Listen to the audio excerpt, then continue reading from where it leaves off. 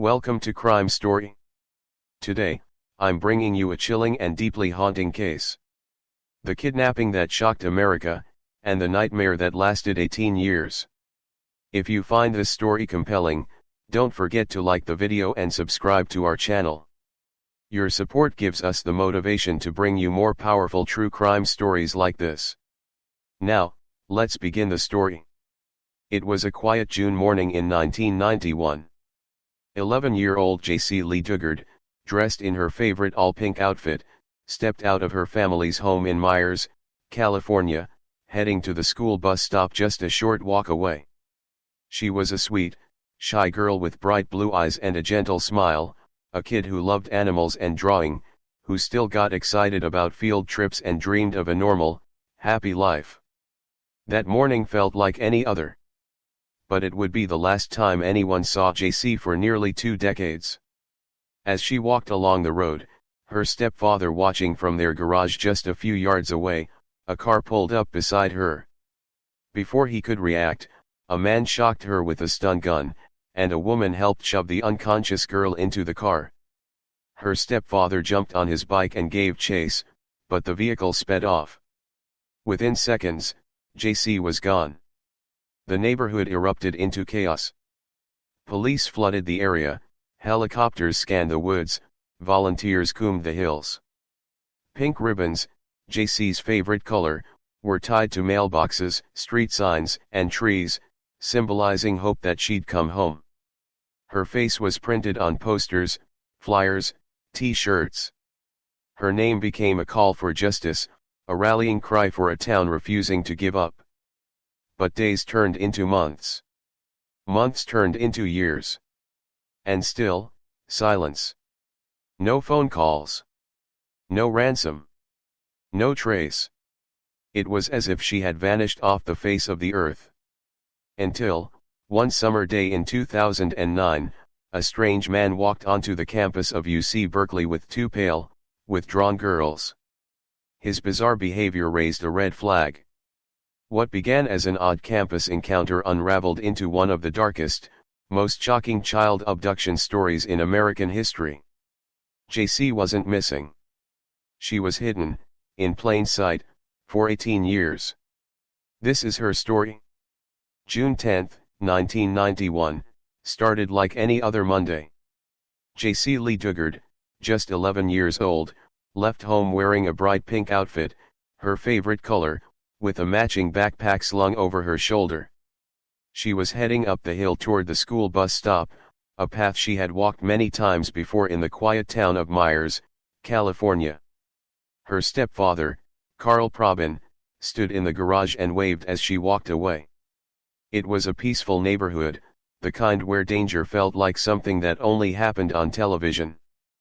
But that illusion shattered in seconds. As Jaycee walked uphill, a gray car pulled up beside her. Before she could even scream, a man leaned out, tossed her with a stun gun. She collapsed. In one horrifying motion, a woman jumped out of the car and helped shove Jaycee into the back seat. Carl saw everything. He dropped his tools and jumped on his bicycle, pedaling as fast as he could, heart pounding, yelling. But it was too late. The car sped off, tires screeching, and his stepdaughter was gone. What followed was a whirlwind. Police arrived within minutes. Roadblocks were set up. Helicopters circled the skies. Volunteers flooded in to help. Jaycee's picture appeared on posters, milk cartons, and TV screens across the nation. Her bright smile became the face of a desperate hope. Her classmates described the car. Neighbors confirmed the direction it sped. A composite sketch was released. Leads came in, but none panned out. The gray car had vanished, and so had Jaycee. There were no fingerprints, no ransom, no communication. Just a deep, aching silence. As hours became days, and days became weeks, the community fought to keep her memory alive. Pink ribbons, a symbol of Jaycee's favorite color, were tied on trees, fences, storefronts, mailboxes. Her mother Terry started Jaycee's hope, a grassroots effort to keep the search alive and raise funds for awareness. Songs were written, shirts were printed, buttons were passed out. But still, no answers. The world had watched a little girl vanish in broad daylight, and no one could explain how or why. All that remained was the question that haunted a nation: where is Jaycee Lee Dugard? Behind the Garrido's ordinary suburban home in Antioch, California, was a world no one could have imagined, a prison made of tarps, tents, and forgotten sheds, all hidden behind high fences and trees. This maze of makeshift structures wasn't visible from the street, and no one, not neighbors, not police, not even parole officers, ever suspected what was happening behind that weathered wooden gate. This is where Jaycee Dugard was taken. After the 3-hour drive from the scene of her abduction, she was pulled from the car, still dazed and confused. Her head was covered. She had no idea where she was. Philip Garrido led her to a small soundproof shed, dark, hot, and barely big enough for a bed. He bolted the door from the outside, locked her in, and left her there. No windows. No light. Just fear. She was 11 years old. At first, Jaycee didn't even know what day it was. The hours melted into each other. Her captor fed her fast food, talked to her about God, and told her disturbing stories. He forced her to take showers with him.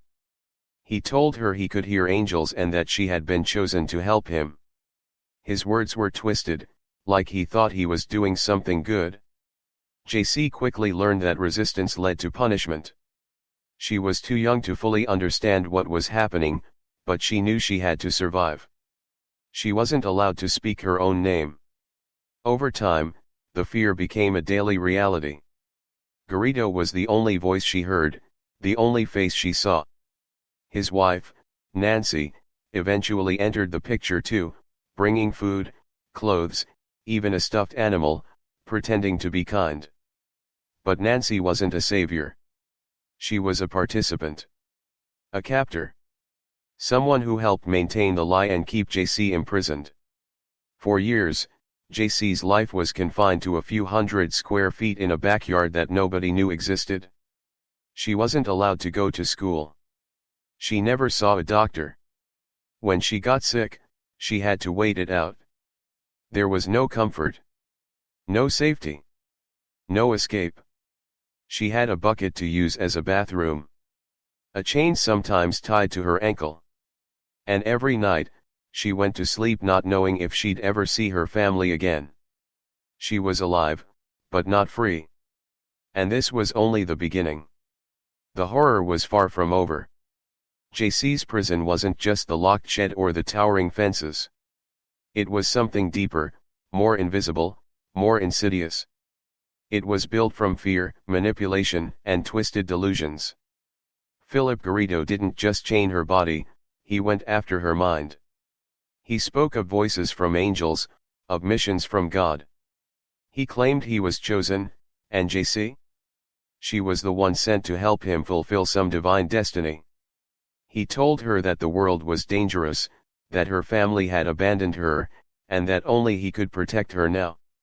He bombarded her with contradictions, threats laced with promises, cruelty wrapped in delusions of care. One day he was sobbing, the next he was raging. His meth-fueled binges blurred day and night, and Jaycee was dragged into his chaos. She never knew which version of him would appear.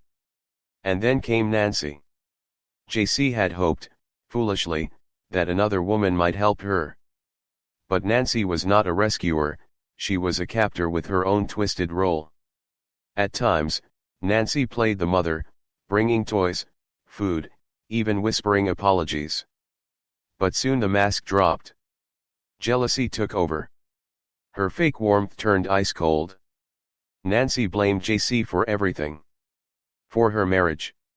For her misery. For existing. Together, Philip and Nancy created a nightmare fueled by control. They stripped Jaycee of her name, her voice, her choices. She was no longer a child. She was a possession. A secret. Jaycee began to adapt, not because she believed them, but because she had to. It wasn't acceptance. It wasn't submission. It was strategy. A silent, internal decision: survive, no matter what. Stay quiet.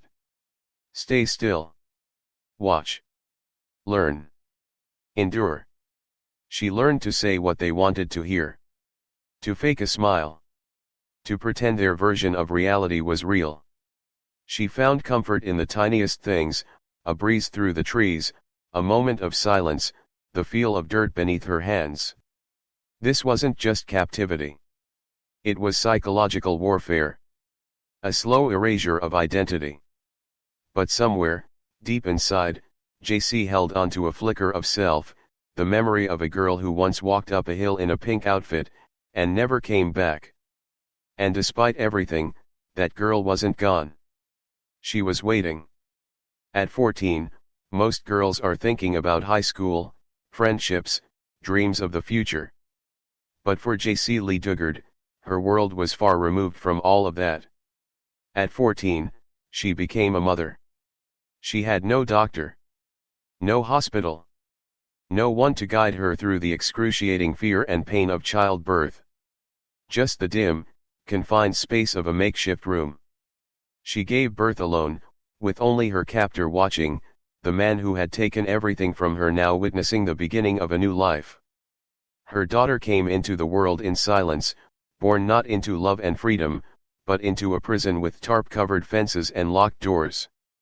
And yet, from the moment she laid eyes on that child, Jaycee did something remarkable. She chose to survive not just for herself, but for this innocent life now depending on her. 3 years later, still locked away, she gave birth again. Jaycee became a mother of 2 before she even turned 18. But more than that, she became a teacher, a protector, and a fierce source of comfort in a world built on fear. In the strange, distorted reality created by the Garridos, she carved out something that resembled a home, not because the environment was safe, but because she made it safe. For her children. Philip Garrido, twisted as ever, insisted the children call Nancy mom and Jaycee their sister. A lie built on lies, but one Jaycee played along with to keep the peace. It wasn't about keeping secrets. It was about keeping them alive. Jaycee homeschooled the girls with whatever resources she could scavenge. She watched TV shows about parenting and childbirth, learning how to soothe their cries, treat their fevers, and teach them to read. She turned their world, a hidden backyard filled with old sheds and tents, into a fortress of stories and songs and survival. The children had never seen the outside world. They thought the stars were just lights in the sky. But within that darkness, Jaycee gave them love. Real love. The kind that breaks through concrete walls and barbed wire. And yet, every time she tucked them in, every time they asked why they couldn't go outside, why they had to hide, she had no answer. Only tears she refused to let fall in front of them. Because she had to be strong. She had to be the light in a place designed to keep her in the dark. Her captors believed they'd erased her identity, her will, her freedom. But they didn't realize they had also handed her a purpose, one more powerful than anything they could control. Jaycee wasn't just surviving anymore. She was fighting, quietly, fiercely, to give her daughters something she herself had lost. A sense of hope. For nearly 2 decades, Jaycee Dugard lived in plain sight, just behind a tall fence, under tarps and makeshift shelters, in a suburban backyard no more than 40 miles from where she was taken. It sounds impossible. It should be impossible. But it happened. She wasn't always hidden.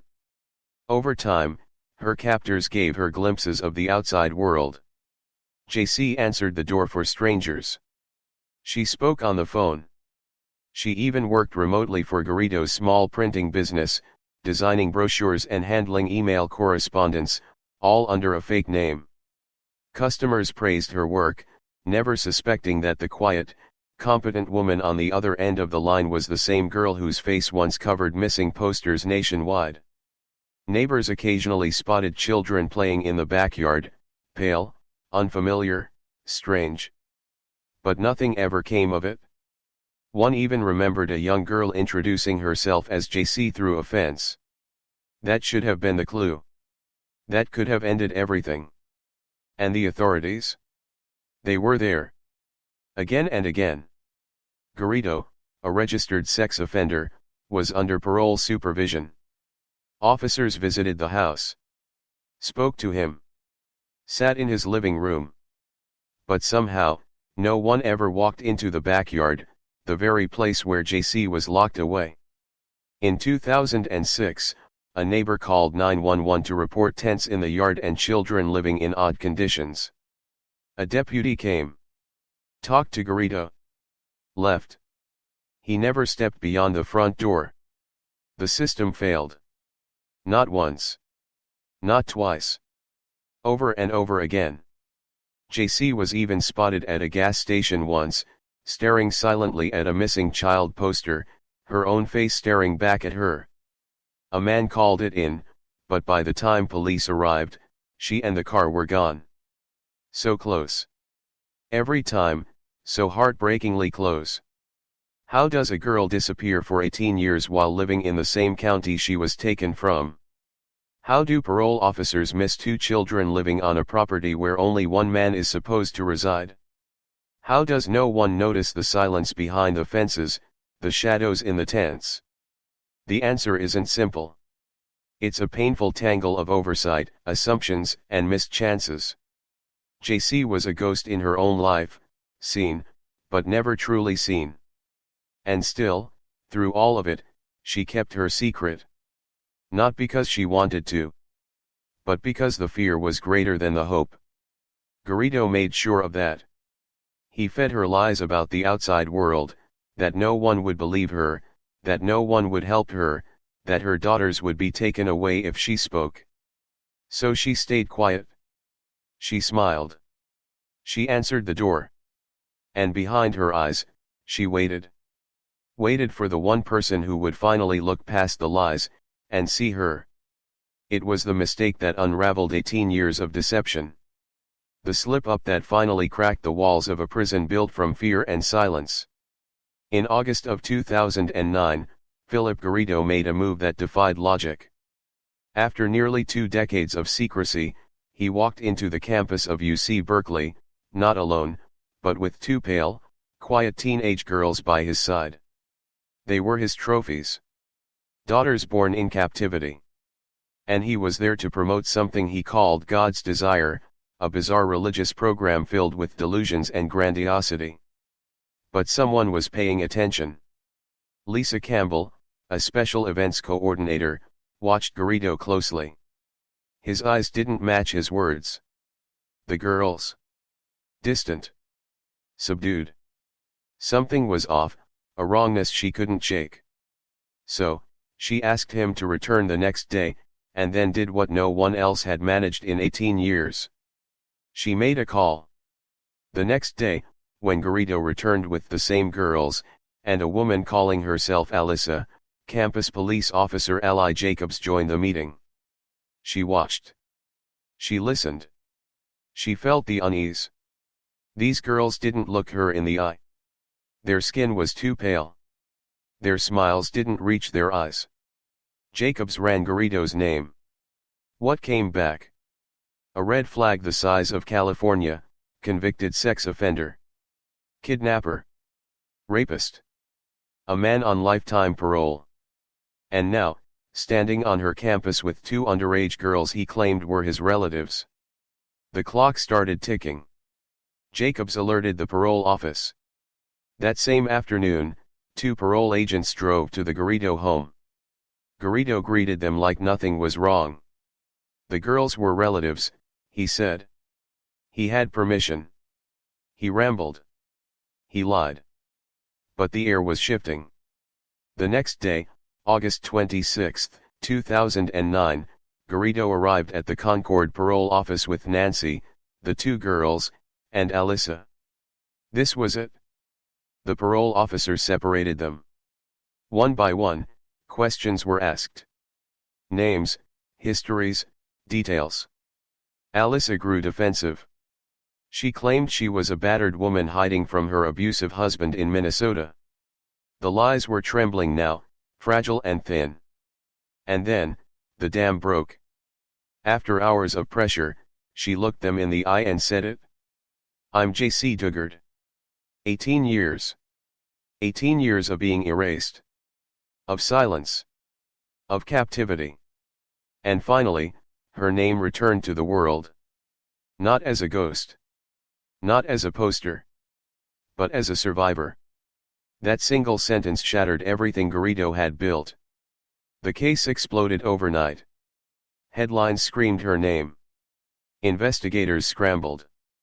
The backyard compound was uncovered. The truth, long buried beneath tents, tarps, and trauma, came clawing back into daylight. And it all started because someone listened to a gut feeling. Because a campus cop saw something no one else had. Because for once, someone didn't look away. Jaycee had waited for 18 years. And finally, the world saw her. It was over. The chains were broken. The lie was exposed. The backyard prison was no longer hidden behind tarps and fences. Philip and Nancy Garrido were in handcuffs. The monsters who had stolen 18 years of Jaycee Lee Dugard's life were finally being pulled into the light. For the first time since she was 11 years old, Jaycee stood in the world as a free person. But freedom, after that long, was not a simple feeling. It was overwhelming. Raw. Surreal. When the FBI called her mother, Terry Probin, and handed her the phone, there were no scripted lines. Just silence, emotion, and then the realization, Jaycee was alive. After nearly 2 decades of fearing the worst, her mother was hearing her daughter's voice again. The reunion wasn't cinematic. It was human. It was messy. It was healing. Jaycee, now a grown woman, embraced her mother not as a child, but as a survivor. Her daughters, born in captivity, had known nothing else. Now they had to face the truth. The man they called Dad had kept their mother prisoner. Their real names, their real story, it was all unraveling. Justice began to unfold in the courts. Garrido, already a convicted sex offender, was sentenced to 431 years to life. Nancy Garrido received 36 years to life. The courtroom was filled with a quiet, heavy satisfaction, not celebration. Because no sentence could return what had been taken. But the question loomed, how did this happen under the watch of the system? Garrido had been on parole the entire time. Officers had visited his home. No one had looked in the backyard. No one had questioned the presence of children. The failure was massive. Unforgivable. Jaycee filed a lawsuit against the state of California for its parole failures, and won a $20 million settlement. Not for profit. But for acknowledgement. For accountability. For every time someone should have looked harder, and didn't. And yet, Jaycee didn't disappear into silence. She didn't hide. She spoke. She wrote. She shared her story in her memoir, A Stolen Life. And later, Freedom, My Book of Firsts, a powerful testimony to her resilience and her journey back to herself. She began horse therapy. She gardened. She rebuilt her life from the ruins. And more than that, she helped others. Her foundation began supporting families affected by abduction and trauma. Because she knew, survival isn't the end. Healing is a process. Justice isn't just about courtrooms. It's about recognition. Voice. Visibility. Jaycee Dugard didn't get justice the moment she walked free. She fought for it, every day since. And in doing so, she became more than a survivor. She became a symbol of what it means to reclaim your name, your story, your life. Jaycee Lee Dugard could have disappeared quietly after her rescue. She could have lived in the shadows, letting time erase the pain. But instead, she chose to speak. To write. to turn her suffering into something that mattered. In 2011, she released A Stolen Life, a memoir that broke hearts and opened eyes. With painful honesty and raw strength, she recounted the 18 years stolen from her, the pain, the fear, and the love she found in raising her daughters even in the darkest circumstances. She didn't write it for pity. She wrote it to be heard. 5 years later came her second book, Freedom, My Book of Firsts, chronicling the moments we all take for granted, eating at a restaurant, driving a car, feeling the sun without fear. Every first was a triumph. A quiet rebellion against those who tried to silence her. Jaycee began therapy through animal-assisted healing. Horses became her partners in processing trauma, their calm presence, their trust, helping her rebuild what had been shattered. She wasn't just healing herself. She was building a path for others to follow. She founded the Jaycee Foundation, dedicated to supporting families of missing children and spreading awareness about trauma recovery. Because Jaycee knew firsthand, freedom is not just physical, it's emotional, psychological, spiritual. Today, she's more than the girl who was kidnapped. More than the woman who was rescued. She is a survivor. An author. An advocate. A mother. A voice that refuses to be silenced. And every time her story is told, it echoes louder, not with despair, but with defiance. 18 years. That's more than 6,500 days. Gone. But not wasted. Because Jaycee Dugard didn't let her captors write her ending. She picked up the pen. She wrote it herself. Yes, they stole her childhood. Her school dances, her first job, her teenage years. But they couldn't take her courage. Her resilience. Her power to rise. This isn't just a story about what was lost. It's a story about what was found, strength in survival, hope in healing, and justice, even if delayed. Jaycee's journey is a reminder to us all, never ignore your instincts. Never stay silent when something feels wrong. And never, ever forget that even in the darkest places, light can still find a way in. If this story moved you, help us keep her voice alive. Like, comment, and subscribe.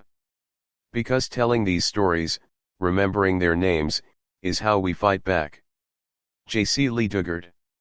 She was stolen, but she was never defeated. And her voice? It's louder now than it's ever been. Thank you for watching this episode of Crime Story. If Jaycee Dugard's story moved you, her strength, her survival, her unbreakable will, please leave a comment, like the video, and subscribe to the channel. Your support helps keep these important stories alive, reminding the world that even in the darkest moments, hope can still shine through. Until next time, stay safe, stay aware, and never stop seeking the truth.